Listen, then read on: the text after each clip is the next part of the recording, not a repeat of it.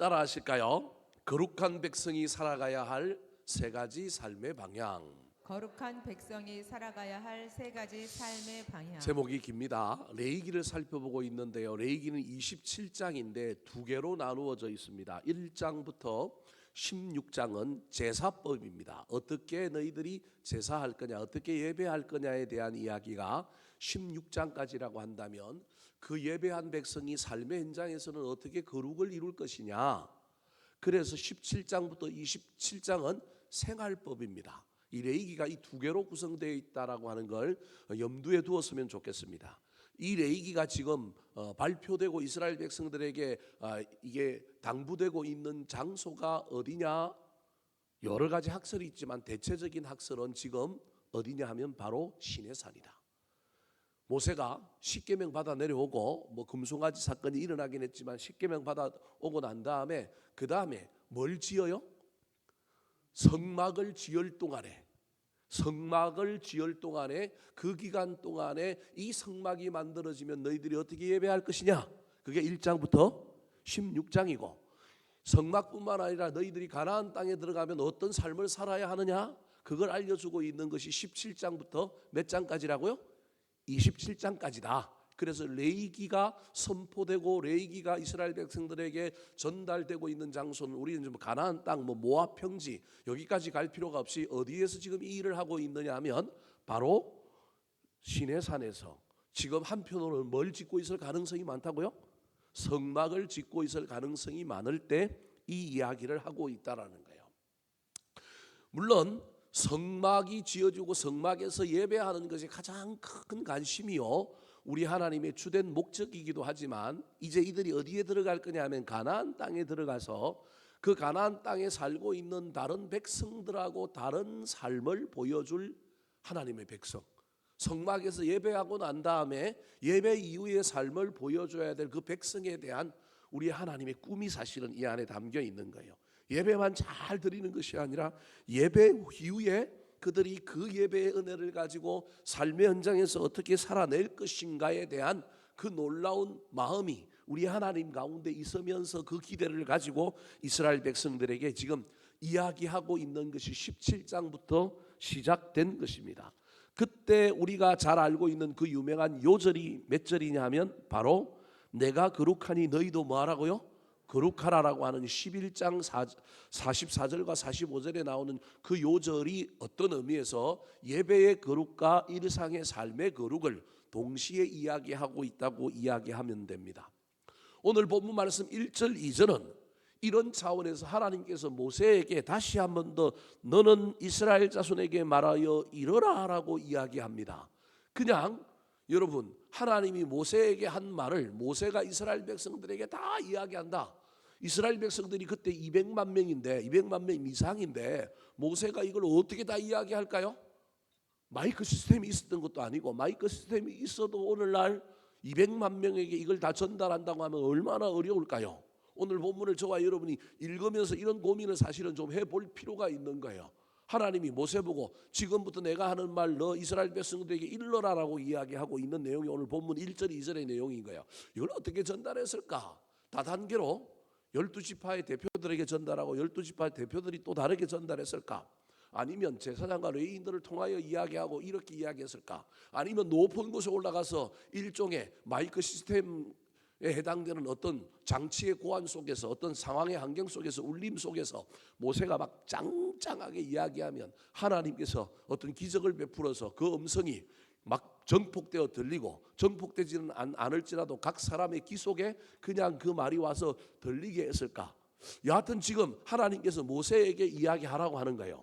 근데 이 이야기 전달이 너무 단순해요. 너무 단순한 내용일 뿐만 아니라 오늘 본문에서 하나님께서 모세에게 이스라엘 백성들에게 전달하라고 하면서 강조하고 있는 말이 있는데 그게 3절과 4절 5절에 동일하게 반복되어 나오는 말이에요. 그 말이 무슨 말이냐면 3절에서는 나는 여호와 너희의 뭐라고요? 하나님이다. 그리고 4절에는 하나님과 여호와를 바꾸어서 나는 너희의 하나님 뭐라고요? 여호와니라. 5절에서는 뭐라고 얘기하고 있냐면 나는 여호와이니라 라고 이야기하고 있는 거예요. 하나님이 지금 뭐라고 얘기하고 있냐면 이건 일종의 반문법입니다. 뭘 전하라고 하면서 그 전하는 이야기를 좀 더 강조하고 좀 더 중요하다고 이야기하기 위하여 하나님이 뭐라고 얘기하면 나는 너희의 하나님 뭐라고요? 여호와다. 나는 여호와 너희의 하나님이다. 나는 여호와다. 그 말은 나는 여호와인데 너희는 누구냐? 이런 의미가 이 안에 담겨 있는 거예요. 그러니까 지금 단순히 1절부터 5절 짧은 구절이지만 이 짧은 구절 안에 소위 말하는 생활법에 해당되는 이스라엘 백성들이 예배하고 받은 은혜를 가지고 삶의 현장에서 살아내어야 할 그들의 삶의 거룩에 대한 중요한 이야기, 이 1절부터 5절, 특별히 1절, 2절은 전하라고 하는 말이고 3절, 4절, 5절에 그냥 이 내용이 아주 담백하고 아주 단순하게 들어있지만 하나님은 이 이야기가 아주 중요한 이야기라는 거예요. 이게 중요하다라고 하는 이야기를 알려주기 위하여 반복적으로 무슨 이야기를 하고 난 다음에 나는 여호와 너희의 하나님이다. 나는 하나님 너희의 여호와다. 나는 여호와다라고 하는 이야기를 반복하면서 나는 너희에게 이런 존재인데 나는 여호와인데 너희는 누구냐라고 하는 의미를 이 안에 사실은 담고 있는 거예요. 다르게 얘기하면 너희들은 어떻게 살아야 하니? 너희는 누구여야 하니라고 이야기하면서 내가 지금 말한 이 삶이 너희들의 삶이어야 한다. 너희의 존재여야 한다. 사실은 그렇게 얘기하고 있는 겁니다. 우리는 레위기에서 이 18장 1절부터 5절에 나오는 특별히 3절, 4절, 5절에 나오는 이 짧은 구절에 대하여 크게 관심을 가지지 않고 넘어가지만 우리 하나님의 입장에서는 이게 아주 중요한 대원칙, 심플하고 단순하지만 아주 중요한 원칙이기 때문에 각 절마다 하나님이 나는 너희의 하나님 여호와다. 나는 너희의 여호와 하나님이다 라고 이야기하면서 너희들은 누구냐? 지금 내가 말하는 대로 살 수 있느냐? 내가 지금 너희들에게 말하는 대로 너희들이 살아갈래라고 이야기하고 있는 겁니다. 어떤 의미에서 오늘을 살아가는 저와 여러분에게도 우리가 시대가 변하고 문화가 변하고 신앙생활하는 방식이 고대 하나님의 사람들과 초대교회 신자들과 우리의 삶이 많이 달라져서 우리가 따라갈 수 있을지, 우리가 게임이 될지 안 될지는 모르겠지만 그래도 우리의 상황 속에서 우리는 열심히 살아내고 있잖아요. 부모가 자기 때 생각하면서 자식에게 함부로 말하면 안 되는 것처럼 여러분 우리가 비록 고대의 믿음의 사람들과 비교하면 형편이 없을지라도 우리는 또 우리를 옭아매고 있는 문화, 환경, 상황 속에서 또 우리는 어떻게 믿고 있는 거예요? 우리 나름대로는 열심히 믿고 있는 거예요. 물론 하나님의 관점에서 보면 야 저것들 옛날에 비하면 아무것도 아니다라고 말할 수 있을지 모르겠지만 우리도 살아간다라는 거예요. 그때 저와 여러분이 옛날과 비교하면 형편이 없고 부족할지라도 우리가 가져야 될 대원칙이 뭐냐는 거예요. 하나님께 예배하는 하나님의 사람들로서 삶의 현장에서 비록 우리가 자본주의에 물들어 있고 우리도 세상 사람들과 같이 살아가는 동화되고 세속주의와 혼합주의 속에 살고 있지만 그럼에도 불구하고 저와 여러분이 붙들어야 할 것이 무엇이냐는 거예요. 오늘 하나님께서 나는 여호와다. 나는 너희 하나님 여호와라고 이야기하면서 너희들은 도대체 누구냐? 그러면서 예배하는 사람들이 삶의 현장에서 살아가야 될 세 가지 삶의 방향, 삶의 태도를 우리에게 알려주고 있습니다. 자, 그렇다면 첫 번째는 무엇일까요? 따라가시겠습니다. 애굽 땅의 풍속을 따르지 말아야 합니다. 애굽 땅의 풍속을 따르지 말아야 합니다. 자, 3절 말씀 같이 한번 읽어볼까요? 시작. 너희는 너희가 거주하던 애굽 땅의 풍속을 따르지 말며. 예, 거기까지요. 첫 번째로는 따르지 말라는 게 뭘 따르지 말래요? 예, 애굽 땅의 풍속입니다. 그러니까 애굽 땅은 이스라엘 백성들이 포로로 살았던 땅입니다. 그 땅에서 그 애굽의 문화, 태양신 라뿐만 아니라 수많은 신들 속에서 그들이 그 문화 속에서 살았습니다.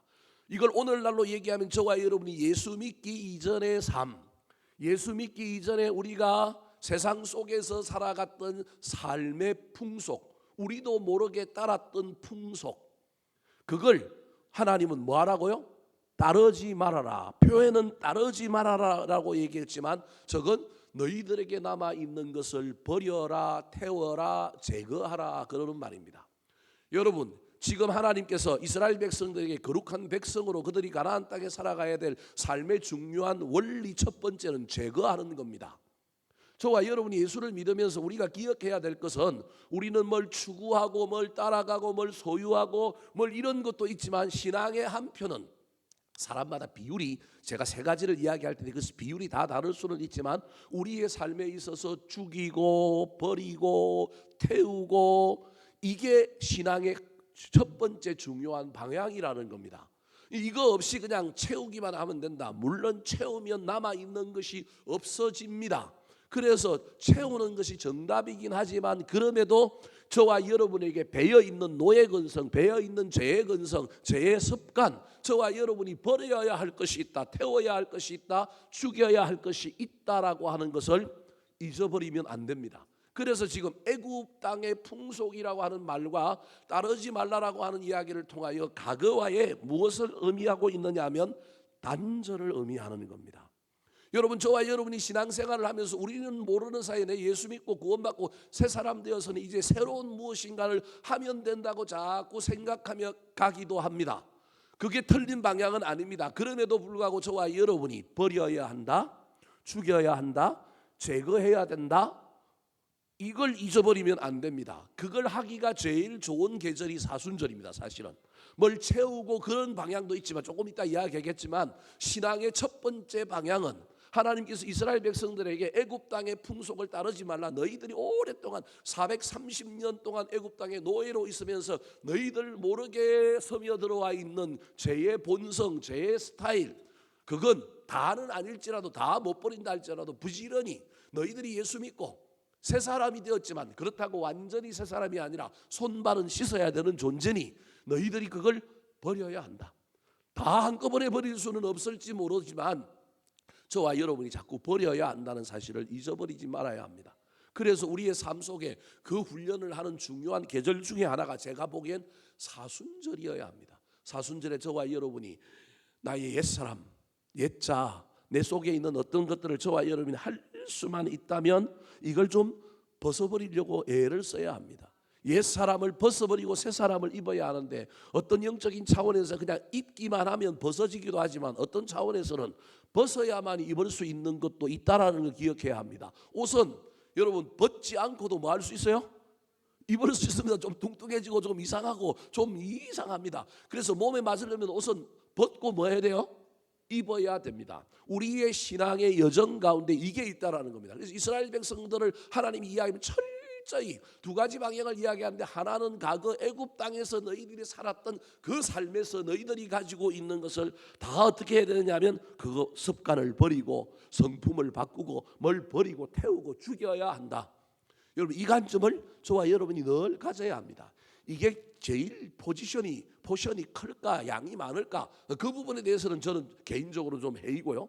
저는 굳이 얘기로 한다면 2, 3, 5라고 하는 조금 이따가 이제 설명할 텐데 저는 이 부분에 한 20%는 그래도 둬야 된다라고 생각하는 사람이긴 한데 사람마다 다 다를 수 있지만 우리 신앙생활의 방향 속에 저와 여러분이 나 예수 믿고 새 사람 되었으니 은혜 받고 말씀 배우고 열심히 살면 된다. 맞습니다. 그 방향이.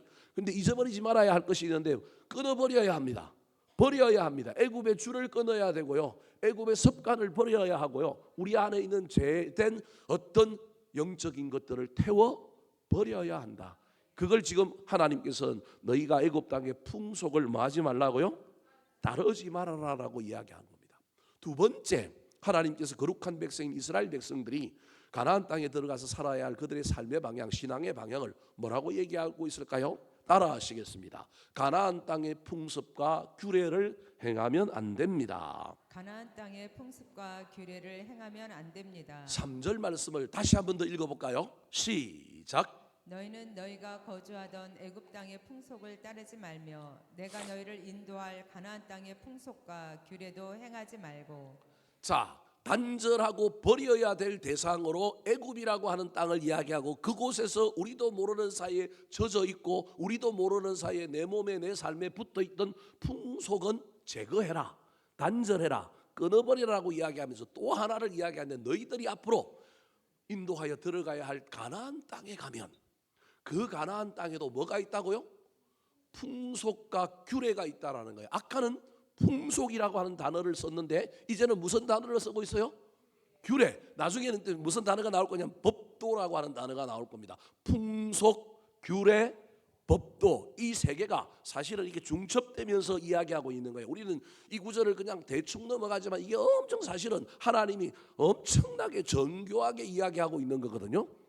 두 번째 우리 하나님의 강조점은 뭐냐 하면 너희들이 가나안 땅에 들어가면 그 땅에 대세 문화가 있다는, 그 땅에 모든 사람들이 숭상하고 모든 사람들 앞에 좋게 보이는 것이 있는데 그것이 가나안 땅에 뭐라고요? 풍속과 또 뭐라고요? 규례라는 거예요. 가나안이라고 하는 것은요, 노아의 아들 중에 세 번째 아들이었던 함이라고 하는 아들의 아들, 그러니까 노아에게는 손자가 누구냐 하면 가나안입니다. 그러니까 노아의 후손들이 주로 살았던 땅이 무슨 땅인 거예요? 가나안 땅. 그러니까 지금 거슬러 올라가면 이스라엘을 비롯한 중건동 지역에 있는 모든 사람들의 대체적인 사람들은 다 누구의 후손인 거예요? 함의 후손인 거예요. 노아의 후손, 그 다음에 함의 후손, 더 나아가면 어떤 사람들이라고요? 노아의 손자 가나안의 후손들이다, 그렇게 이해하면 돼요. 이 가나안이라고 하는 이 노아의 손자에게서 몇 명의 후손들, 몇 명의 족속들 아들들이 나오느냐 하면 7명의 아들들이 나옵니다. 그걸 가나안 7족속이라고 이야기합니다. 그러니까 지금 이스라엘 백성들이 출애굽할 때는 이 지역에 노아의 아들 함의 아들 노아의 손자인 가나안, 그 다음에 그 가나안의 7족속, 그리고 그 밑에 있던 사람들 한 5대 내지 7대 정도의 사람들이 지금 살고 있는 거예요. 물론 마찬가지로 아브라함부터 지금 이스라엘 백성들을 내려오면 그 사람들도 한 7대 정도 내려온 사람들이 이제 출애굽할 거예요.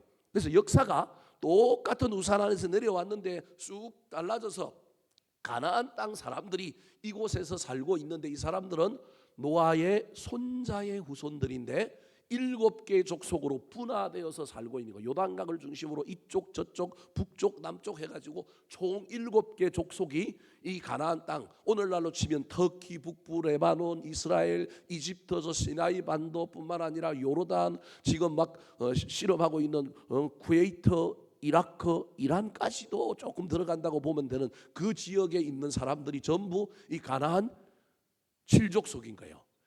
헷, 히, 아모리, 여부서, 브리스, 기르가서, 그리고 가나안까지 쳐서 7개의 족속이 다스리고 있는 땅이 출애굽한 이스라엘 백성들이 지금 들어갈 그 가나안 땅에 살고 있는 족속들인 거예요. 근데 이 족속들의 특징이 뭐냐 하면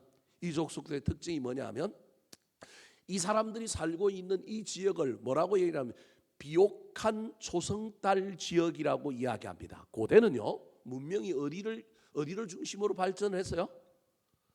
강을 중심으로 발전해서 강을 중심으로. 그래서 북쪽에는 무슨 강이 있느냐 하면 티그리스와 유프라테스라고 하는 강이 있어요. 남쪽에는 무슨 강이 있느냐 하면 나일강이라고 하는 강이 있어요. 나일강.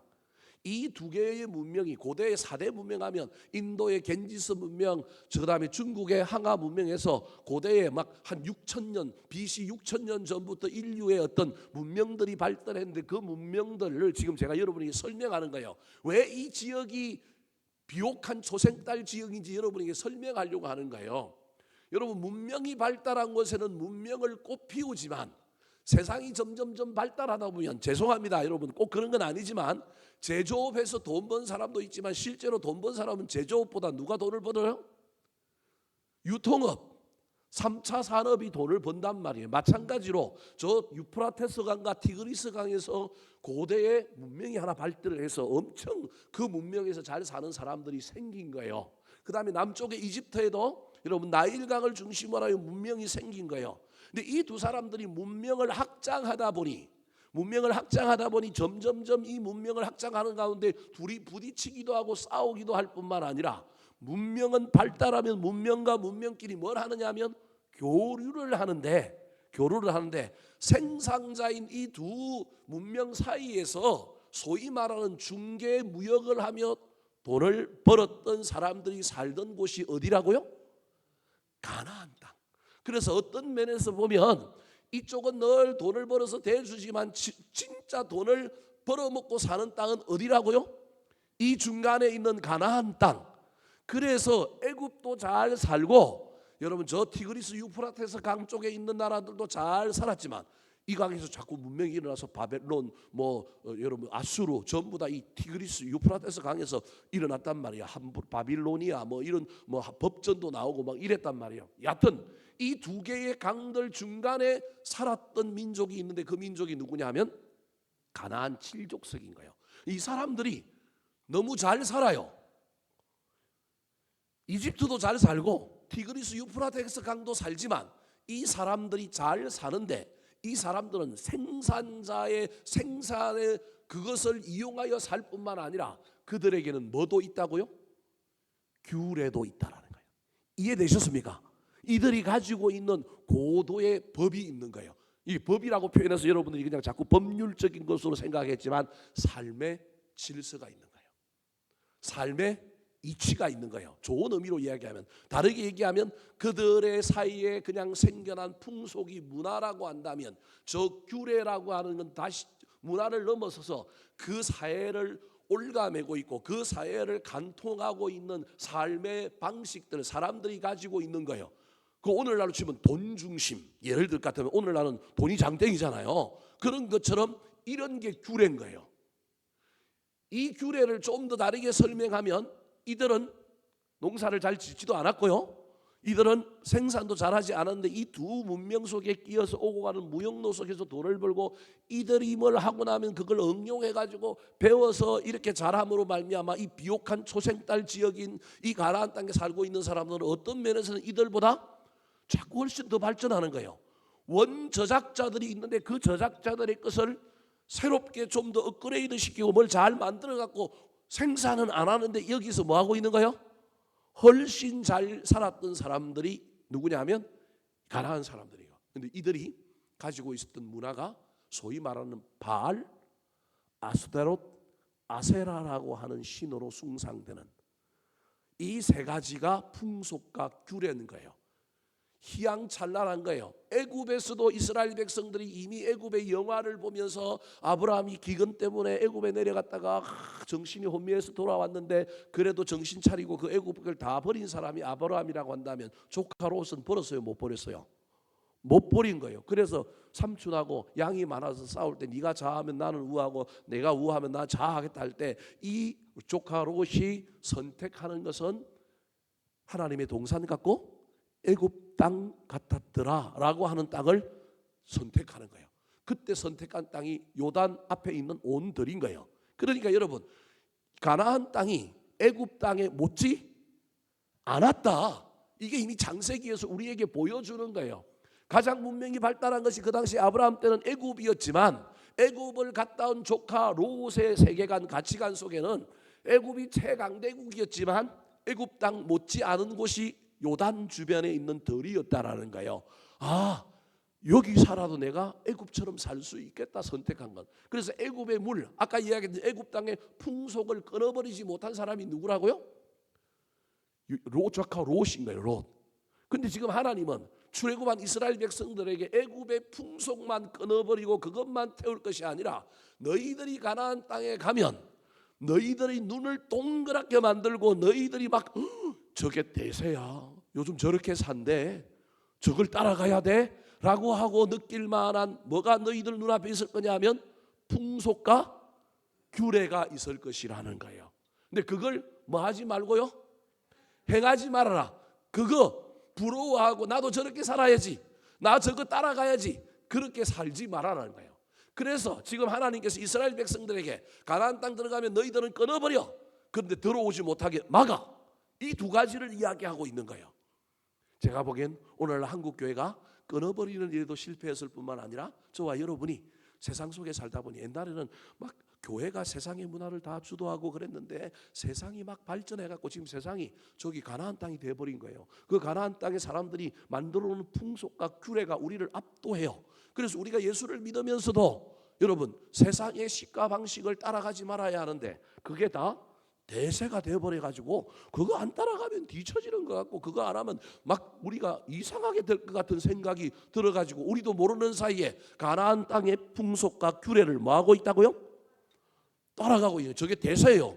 오늘날 저와 여러분이 살고 있는 시대가 가나안 땅이에요. 우리가 옛날에 예수 믿기 전에 살았던 땅이 그 시간이 어디냐면 애굽이었어요.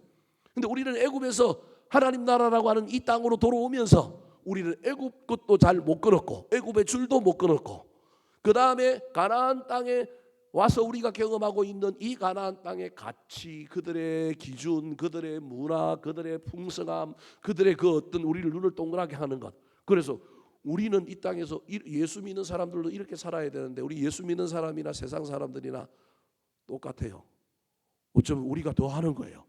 우리가. 그런데 속으로는 우리는 난 고상한 하나님의 백성, 난 그래도 복음을 아는 사람, 이렇게 살아갈 가능성이 우리한테 있는 거예요. 다 그렇다는 얘기는 아니고 여러분 너무 기죽지 마시고 우리가 이 원리를 알아야 되는 거예요. 지금 하나님께서 우리한테 이야기하고 있는 구약의 이스라엘 백성들이 가나안 땅에 들어가서 살아야 될 삶을 이미 이야기한 그 이야기 속에 오늘의 우리가 어떤 삶을 살아야 할지를 하나님이 알려주고 있는 건 끊어버려. 들어오는 건 뭐해? 막아. 그거 부러워하면 안 돼. 세상 사람들이 대세라고 막 집을 어떻게 하고 차를 어떻게 하고 뭐 해외여행을 어떻게 하고 뭘 어떻게 하고 막 하는 이런 문화, 이게 다 가나안 땅에 뭐라고요? 풍속과 규례라는 거예요. 제가 너무 일반적으로 이야기하고 다 나쁘다 지금 그 얘기하는 거 아닌데 여러분 오해하지 말고 들으세요. 극단적으로 좀 설명을 해야 될 필요가 있어서 저와 여러분은요 옛날에 예수 믿기 전에 구원받기 전에 어느 땅에 살았느냐 하면 애굽 땅에 살았어요. 지금 저와 여러분은 어느 땅에 살고 있어요? 가나안 땅에 살고 있어요. 애굽 땅에서 저와 여러분이 가지고 왔던 여러 죄된 속성들, 우리의 삶의 모습들이 있는데 그거 그냥 예수 믿고 우리 다 해결된 줄 알고 살아가요.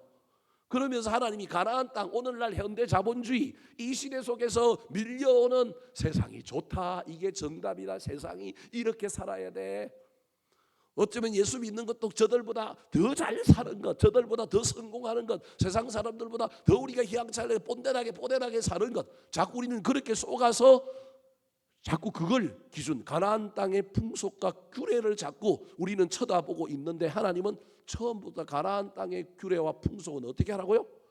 들어오지 못하게 막아. 쳐다도 보지 마. 대사라고 해도 그 삶 살아가면 된다 안 된다? 안 된다. 근데 어쩌면 우리가 이 부분에 있어서 이미 쫓아가고 있고요, 따라가고 있고요, 부분적으로 아닌 척하지만 우리도 모르는 사이에 세상의 식과 방식, 세상의 대세를 우리는 지금 뭐하고 있을 가능성이 있다고요? 따라가고 있을 가능성이 있다는 거예요. 오늘 설교 괜히 여러분에게 막 기죽이는 것 같아서, 그러면 이 두 개를 해결할 수 있는 방법은 뭘까? 이거 두 개 실패해버렸단 말이에요. 그러면 실패했다고 우리에게 희망이 없느냐? 그렇지 않다라는 거예요. 세 번째입니다. 따라하시겠습니다. 하나님의 법대와 규례를 그대로 행해야 합니다. 하나님의 법도와 규례를 그대로 행해야 합니다. 5절 말씀 같이 한번 읽어볼까요? 시작. 너희는 내 법도를 따르며 내 규례를 지켜 그대로 행하라. 나는 너희의 하나님 여호와이니라. 너희는 내 규례와 법도를 지키라. 사람이 이를 행하면 그로 말미암아 살리라. 나는 여호와이니라. 4절 5절이 이 구절, 이 문단의 핵심인 거예요. 지금 하나님은 이 얘기하려고 하는 거예요. 너희들 못 끊었어. 그래서 이스라엘 백성들이 광야길 가는 동안에 못 끊어가지고 원망하고 불평하고, 옛날에 우리 애굽에 있을 때 뭐 먹었대요? 수박도 먹었고 뭐도 먹었대요? 고기도 먹었고 못 끊어버린 거예요. 마찬가지 우리도 못 끊어버렸다니까요. 우리도 못 끊었어요. 그리고 가나안 땅에 들어갔는데 이스라엘 백성들이 그 가나안 땅에 들어가서 그들을 막으라고 하나님이 심지어 옷도 무슨 색깔 옷만 입으라고요? 한 색깔 옷만 입어라. 씨도 밭에 어떻게 뿌려라? 한 종자만 뿌려라. 그거 막으라고. 가나안 땅의 규례와 풍속 그게 대세라고, 그 사람들 하는 거 그거 따라가지 말라고 끊으라고 했는데 그걸 엄격하게 그렇게 규제함으로 혹시라도 실수할까 봐 하나님이 얘기했는데 그게 결국 돼요 안 돼요? 안 돼요. 혼합주의, 세속주의에 다 넘어가 버린 거예요. 이스라엘 백성들도. 오늘날 우리도 마찬가지인 거예요. 그래서 하나님이 유일하게 이 두 개가 안 될 줄 알면서도, 안 돼도 그래도 하나님이 희망을 가지고 있는 게 있는데 그게 뭐예요? 법도와 규례인 거예요. 여러분, 저 법도가 무엇이냐 하면 바로 십계명, 규례가 무엇이냐 하면 율법. 오늘 이 제사법도 뭐라는 거예요? 규례라는 거예요. 그래서 여러분, 저와 여러분은 인정해야 돼요. 우리가 아무리 예수를 잘 믿고 우리가 이러더라 할지라도 우리는 부분적으로 불완전한 존재다. 다 완벽하게 끊어버리고 다 막을 수는 없는 존재다.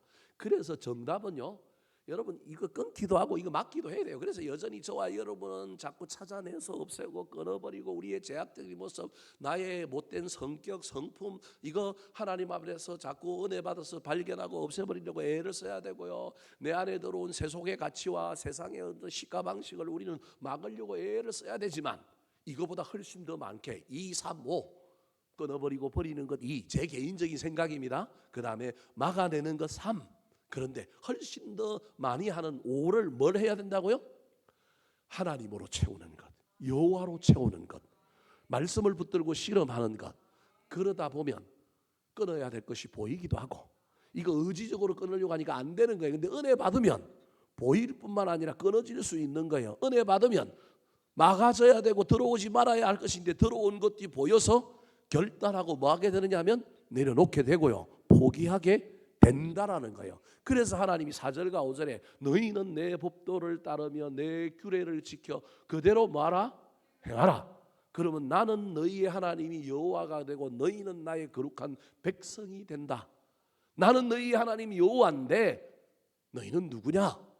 그렇게 물으면서 너희는 내가 너희에게 준 이 법도와 규례, 모세가 시내산에서 올라가서 받아온 십계명, 그리고 그 십계명을 더 펼쳐놓고 더 강범위하게 설명하고 있는 모세의 율법이라고 하는, 오늘 이 레위기에서도 이야기하고 있는 이 제사법, 생활법, 이게 규례다. 그걸 지키려고 어떻게 하라?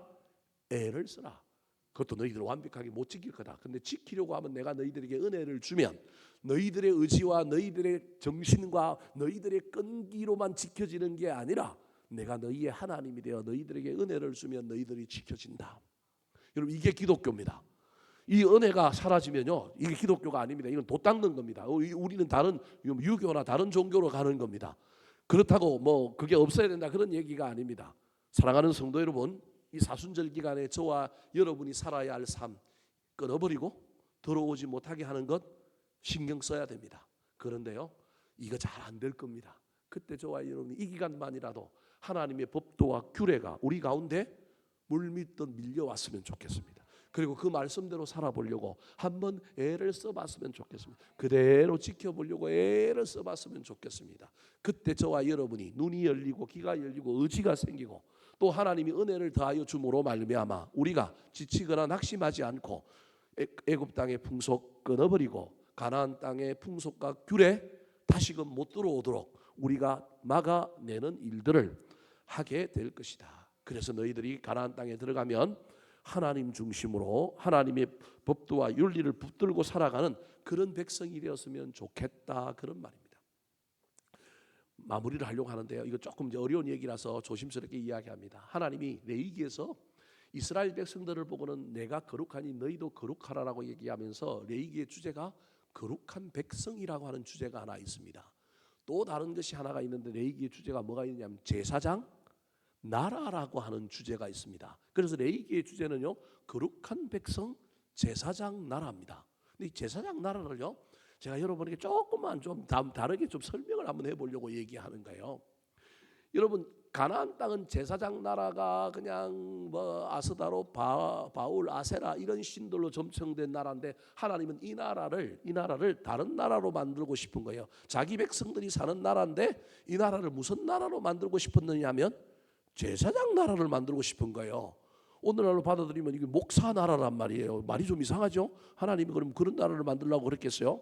의미가 그런 의미가 아니에요. 여러분, 아까 두 개의 문명이 있다 그랬잖아요. 이 두 개의 문명이 역사를 움직이고 그 지중해 연안을 중심으로 하면 이 두 문명이 살아가는데 문명은 반드시 뭐가 있어야 돼요? 강이 있어야 된단 말이에요. 강이. 근데 이스라엘 백성들은 이 두 문명 속에서 기생하며 살았던 가나안 땅 사람들, 그걸 가지고 막 바꾸고 자기들끼리 그냥 변개하여 기가 막히게 살았던 가나안 백성들하고 달리 이들을 하나님께서 어디로 보냈느냐 하면 이 두 문명 사이에 초성달 지역이 아닌 지금의 시나이 반도 저 남쪽에 시내산이라고 하는 곳에 딱 가서 여기서 뭘 줬느냐 하면 율법을 줘요. 그리고 뭘 줬느냐 하면 십계명을 줘요. 율법과 십계명을 주고 난 다음에 너희들이 이제 어느 땅으로 갈까면 가나안 땅에 가서 살 거라는 거예요. 그러면 가나안 땅에 가서 사는데 가나안 땅 사람들이 살았던 삶, 양쪽에 지식, 양쪽의 산물들을 삥 뜯고 그걸 가지고 막 새롭게 뭔가를 해서 살았던 이 삶을 그대로 답습하지 말아라라고 하는 것이 뭐냐 하면 가나안 땅의 규례와 풍속이란 말이에요. 그러면 우리가 산물도 있는 게 아니고 강도 있는 게 아닌데 우리가 이 땅에서 그나마 기존의 가나안 땅 사람들이 살았던 삶이 이 자연 현상의 구조 속에는 최고로 효율적으로 산 건데 그거 살지 못하라고 한다면 어떻게 살라는 겁니까? 말이 안 되지 않습니까? 강이 있는 것도 아니고. 이런 이야기 속에 지금 하나님 중심이라고 하는 걸 알려주려고 그러는 그게 규례와 율법이라는 거예요. 땅이 좋지도 않아, 강도 없어. 그러나 그 모든 약점들을 강점으로 만들어 주신 너희들에게는 강 대신 누가 있다?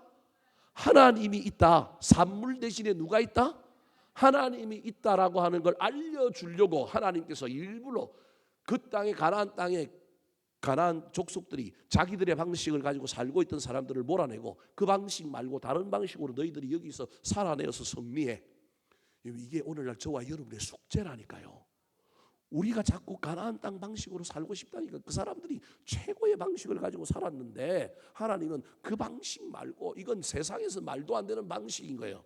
그래서 하나님께서 여기서 그들을 가나안 땅으로 보냈는데 그들에게도 강이 있었어요. 그 강이 무슨 강이에요? 요단강. 말이 좀 이상합니까? 요단강. 요단강이 강이에요, 개천이에요? 개천이에요, 개천. 개천이지만 나는 너희의 하나님 뭐라고요? 여호와다.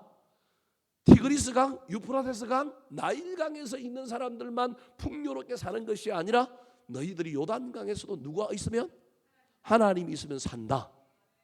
여러분 지금 말이 좀 이상할 겁니다. 제가 지금 책 한 권을 두 권을 읽고 하고 여러분에게 지금 여러분에게 좀 설명하는 겁니다.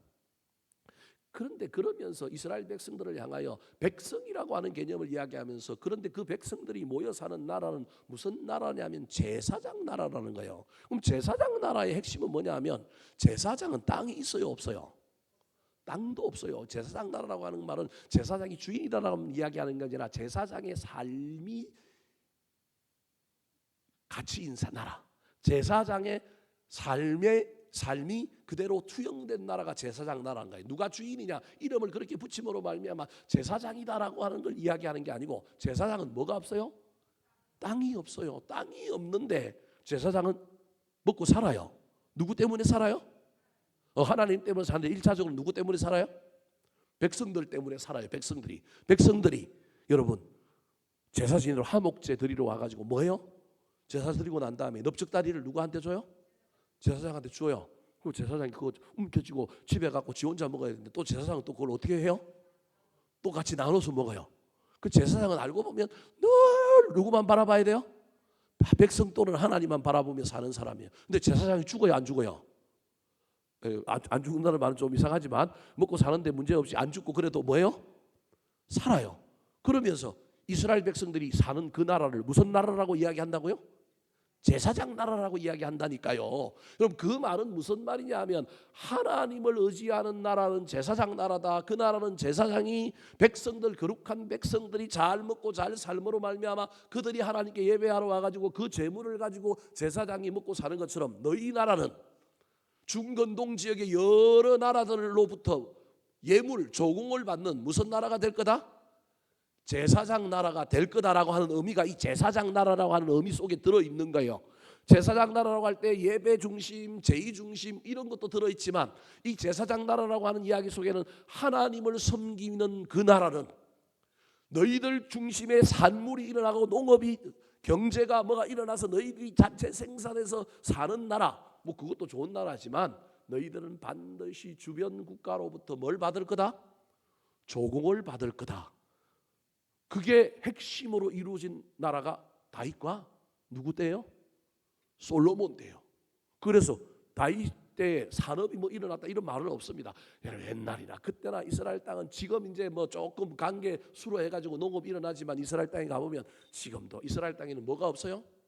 제조업이 없어요. 제조업이 없다니까요. 뭘 제조를 뭘 해요? 유일한 제조업은요 바닷물 끓여다가 뭘 만드는 거예요? 담수화 해가지고 물 만드는 거예요. 그래서 인근 지역에 뭐 이집트, 요르단 다 가봐도요, 유일하게 물이 풍부한 나라가 어느 나라밖에 없어요? 이스라엘밖에 없어요. 이스라엘 나라는 요단강이라고 하는 그나마 있을 뿐만 아니라 지중해에서 바닷물을 끌어갖고 뭘 만들어요?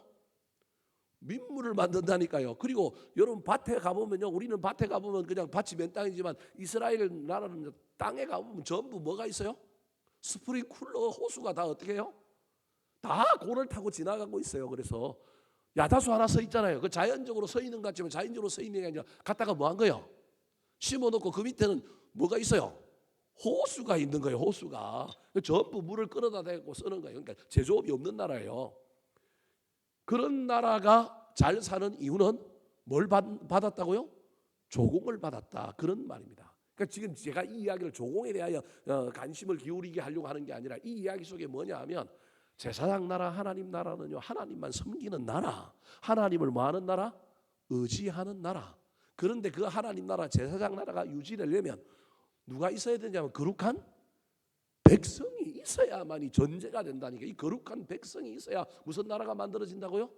제사장 나라가 만들어진다는 거예요. 이게 레위기에서 하나님께서 늘 이야기하고 있는 건 너희는 나의 거룩한 백성이고 내가 너희들을 불러 거룩한 백성뿐만 아니라 제사장 나라로 삼겠다라고 할 때 그 의미 속에 깔려 있는 이야기가 이런 이야기다. 중건동 지역의 두 문명 속에서 너희들이 그 땅을 막 가나안 복지 땅으로 만들어 땅을 막 잘 만들었고 생사를 만들고 뭘 만들고 있는 것이 아니라 하나님의 방식은, 여러분, 하나님의 방식은 하나님 의지하는 사람은 산다라고 하는 걸 알려주겠다라는 겁니다. 녹록지 않습니다. 저와 여러분 이 땅에서 우리는 자꾸 누구 닮아가려고 하냐면 세상 사람들 닮아가려고 합니다. 그들과 경쟁하려고 합니다. 우리도 그들보다 똑똑하다, 우리도 낫다라는 걸 자꾸 보여주는 것에 우리가 훨씬 더 많은 관심을 기울이려고 합니다. 근데 하나님은 오늘 본문의 이야기를 통하여 그 방법이 온전히 틀렸다까지는 아닐지라도 우리 그리스도인들의 삶은 누구 중심으로 사는 거라고요? 하나님 중심으로. 때로는 끊어버리고 버려야 하고 때로는 못 들어오게 막아야 되지만 우리는 오로지 나는 너희 하나님 여호와다, 그 하나님 의지하는 거예요. 그 하나님이 하신 말씀, 법도와 규례를 어떻게 하든지 붙들고 실험하는, 야 고답적이다, 보수적이다, 너희들 옛날 사람이다, 왜 그렇게 미련하게 사냐, 왜 그렇게 바보 같냐, 그럴지라도 우리는 그렇게 살면 하나님이 반드시 우리를 거룩한 백성과 뭘로 만들어 주실 거라고요? 제사장 나라로 만들어 주실 것이다. 제가 책 한 권을 읽었는데 그 책을 읽으면서 저는 은혜를 참 많이 받았습니다. 목사의 삶이 어떤 삶이어야 되는지를 고민을 다시 한번 해보게 되고요. 아, 이게 단순히 그냥 먹고 사는 문제를 떠나가지고 이런 의미가 있구나라고 하는 것을 깨닫고 오늘 여러분에게 설교에 간단하게 적용하여 여러분에게 이야기를 드렸습니다. 너무 어려웠는지 모르겠지만 잘 기억하셨으면 좋겠습니다. 하나님은 우리가 버리기를 원하십니다. 하나님은 우리가 들어오는 걸 막기를 원하십니다. 근데 가운데 채워야 할 것은 하나님입니다. 가운데 채워야 할 것은 주님이 하신 말씀. 그래서 이 사순절 기간에 주님을 묵상하고 버려야 할 것, 막아야 할 것, 내보내야 할 것 잘 생각하실 뿐만 아니라 필사를 하고 성경을 읽고 예배하고 기도하는 가운데 우리가 하나님이 너희의 하나님 여호와가 되었으면 좋겠습니다. 그때 나는 하나님 앞에 내가 법도와 율례를 붙들고 살아가는 거룩한 백성입니다. 오케이, 너희 교회가, 이 나라가 제사장 나라가 될 것이다. 놀라운 축복이 우리 가운데 이어지게 되기를 우리 구주 예수 그리스도의 이름으로 축원합니다.